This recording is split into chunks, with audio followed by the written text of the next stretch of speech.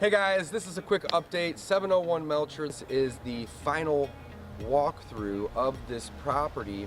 Let's take a look inside. Hey guys, this is a quick update. 701 Melcher. This is a house that I had a tenant that lived here for 5 years, and I actually did another video on this just recently. So we'll drop a little shortcut to watch that video. But essentially, this is the final walkthrough of this property after all the repairs were done. So essentially, we had a tenant that lived in this property, and they lived here for 5 years, and they paid $750 a month, and I believe that was like almost $40,000 or a little over $40,000 in rent that we collected from them over a 5-year period. That basically paid for this house, right? I was all in on this one for about $50,000, and I had 2 prior years of rent that I collected for that 5-year tenant. Anyway, neither here nor there. This house has been cleaned up, has been fixed. We ripped out all the old carpeting, fixed all the holes in the walls, replaced a bunch of doors, light fixtures, a lot of cleaning, a lot of painting. When I walked through it originally, I thought that we were gonna probably be somewhere around $5,000 in repairs, and man, was I wrong. The repairs actually came back at around $12,000. So let's go walk the property and see some of the updates and repairs on turning this over. Typically when we turn a property over, it doesn't cost us that amount of money. However, the longer you have a tenant in a property, the more things are gonna be wrong, the more maintenance is gonna be required, and more things get deferred and kicked down the road, so they kind of compound and they get worse. So you can kind of anticipate when you have a tenant that's there longer, you're gonna have more work, right? Now, in this case, we're gonna bill the tenant back for the majority of this. However, there is some, wear and tear that we're gonna, have to eat, right? So, pros and cons of being a landlord, right? Passive income, love that. The tenants paid this house off for me, love that.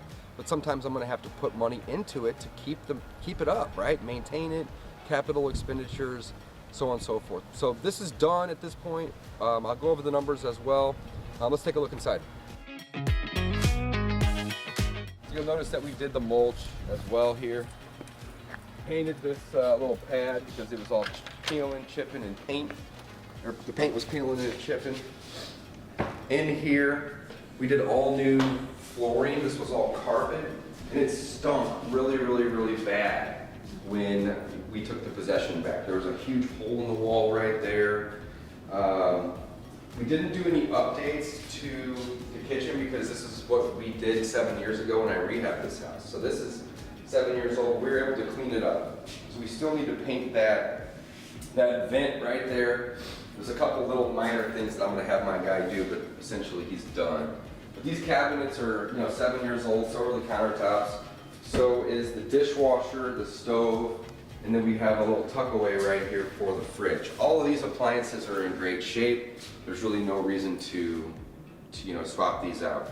Really, we just kind of clean this part of the house up. Back here, all of the doors were ripped off this house once we took the possession back. Like, not the front door, but like all the doors were off the hinges or had holes in them, or there was even one missing, so we had to replace all the doors. So here's the restroom.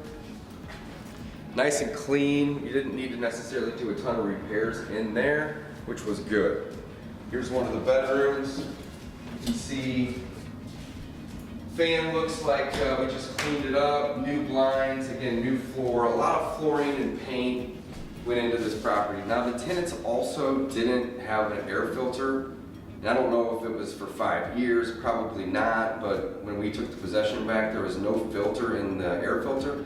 And they had 2 or 3 cats and 2 or 3 dogs. So we actually had to spend almost $600 cleaning the HVAC unit, taking the whole thing apart, and essentially, air blasting it out and sucking all the hair out. And they even helped clean some of the vents as well because it was just caked with animal hair, which is kind of crazy. Not a huge house. Just another little bedroom over here. Again, new blinds, new floor, paint, and then we had to replace these doors. You'll notice these doors are brand new, and they're brand new frames too. Oh, this one doesn't look like it's probably just a door, but I think they did do it. Oh no, just the doors. Doesn't matter. New doors though, and then they need to be painted, and you have to get the hardware, and you have to get the hinges, and You know, so it adds up. Let's take a look at the basement.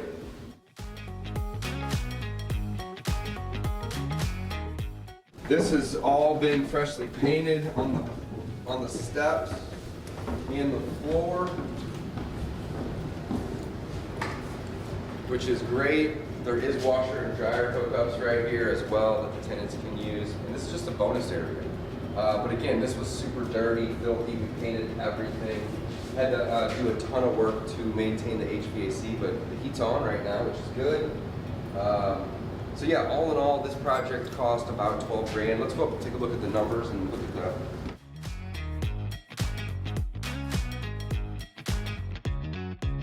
All right, so can you see this, Jess? Let's go on this if you can. So this was, you know, some of the line items that we had when I sent my guy over originally. And the first bill was $11,350.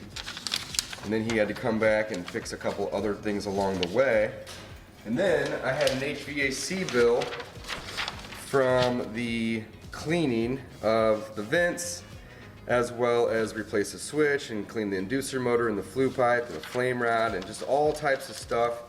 And essentially what it ended up being was $12,175. So I'm gonna build a tenant back $7,500. I might even push that up to $8,500.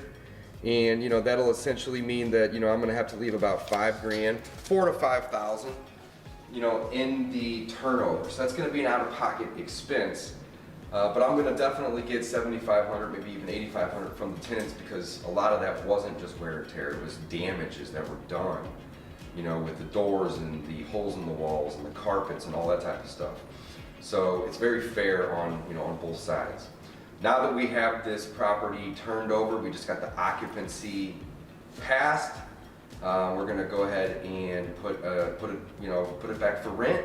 Get a sign out in the front yard to get this thing for rent, and get another tenant in here, guys. So sometimes your turnover costs are gonna be a little bit higher than anticipated, and I think the lesson is the longer that you have a property rented for, the more deferred maintenance you're going to typically have. So it's a good idea to try to get in your properties maybe every 6 months or every year. I hadn't been in this property for 5 years. Literally the last time I was in here, other than that last video I made, you know, about the progress of it, you know, and coming over and getting it back, I hadn't been in here for 5 years. So that was probably not the best idea on my part. I need to make an effort to get in these properties more. It's great when you rent them for a long time because you don't necessarily have to be messing with them. It makes it very passive, but then the turnover is going to be a little bit more expensive, guys. So just a quick little case study on 701 Melcher, one of my rentals in St. Louis, Missouri. Thanks for watching, guys. Subscribe for more and like this video so we can reach a wider audience.